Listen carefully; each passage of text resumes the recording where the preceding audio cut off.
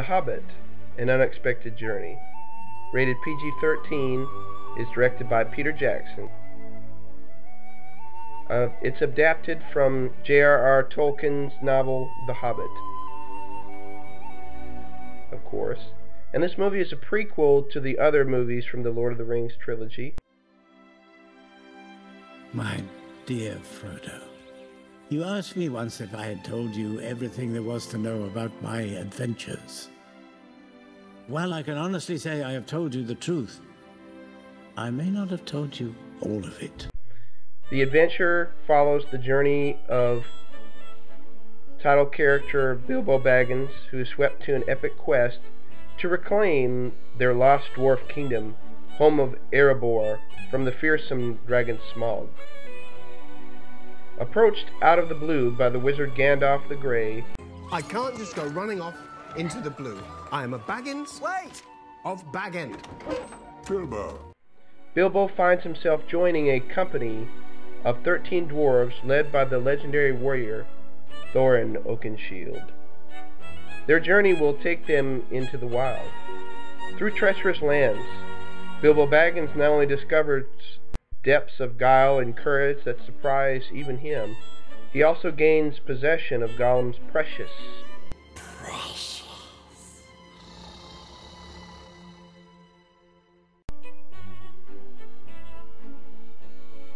ring that holds unexpected and useful qualities. A simple gold ring that is tied to the fate of all Middle-earth in ways Bilbo cannot begin to know. This movie, The Hobbit, takes us through the first 6 chapters of the book The Hobbit, also known as There and Back Again by J.R.R. Tolkien, which means that it took them just under 3 hours to get through approximately 100 pages of a children's novel. The Hobbit could probably have been done in 2 movies as opposed to 3, but I for one am glad they aren't limiting themselves this time around. It means less changes while they try to squeeze in major plot points. They do still make a few changes, but it's mostly additions that I didn't mind.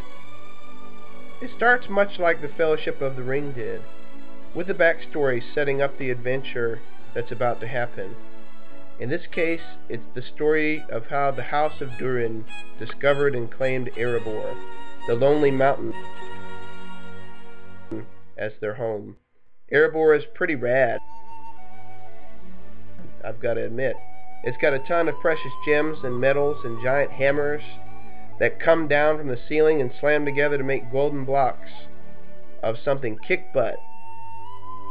They also have the Arkenstone, which is basically like the greatest diamond ever found, second only to the Silmarils, which were made, but that's a different story. King Thror, or as I like to think of him, the dwarf with the awesome beard bling, becomes so obsessed with his wealth that he starts going a little bit batty. His grandson Thorin is the only one who seems to notice this, but says nothing. Apparently, insanity attracts evil because one day Smaug, a fire drake, also known as a Euroloki, left over from the days of Morgoth, decides that Thoreau's treasure would make a mighty fine mattress. Totally random side note here. Maybe it's because of my lifelong obsession with Norse mythology, but did anyone else ever notice that a Euroloki stole everything from someone named Thror? But I digress. There are a few things that are different from the book here. For example, the way in which Bilbo decides to join the adventure at the very last minute. The whole Radagast part as well. The way the dwarves leave Rivendell. The orc hunting party. The scuffle with Azog during the burning trees bit. The way the group finds himself in the Hall of the Great Goblin. But you know what? None of that really bothered me, because they are splitting the book into 3 parts here. They are able to keep the storyline almost entirely intact. Unlike the Lord of the Rings trilogy, in which they had to cut a lot of my favorite parts out and therefore modify parts to make it all flow, they keep a lot of stuff in this new Hobbit movie, which I like. It's very close to the books. So let's explore the characters, shall we? Bilbo Baggins. Bilbo Baggins. Played by Martin Freeman, who played Tim in the original British version of The Office. Gandalf the Grey. I'm looking for someone to share in an adventure. Played by Ian McKellen, in all his pointy gray-haired headed glory. Andy Serkis returns to play Gollum. And, of course, there's the 13 Dwarves. Allow me to introduce Fili, Kili, Oin, Loin, Darlin, Balin, Biffer, Nori, Ori, and the leader of our company, Thorin Oakenshield. Played by Richard Armitage in the BBC miniseries North and South and Robin Hood. This band of friends face the unknown dangers of Gollum, 3 trolls, the Pale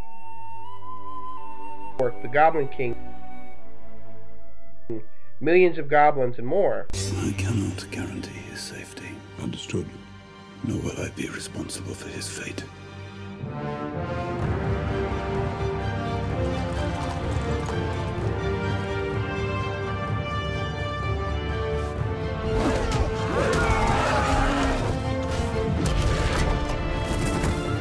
You'll have a tale or two to tell when you come back. Can you promise that I will come back? No. And if you do, you will not be the same.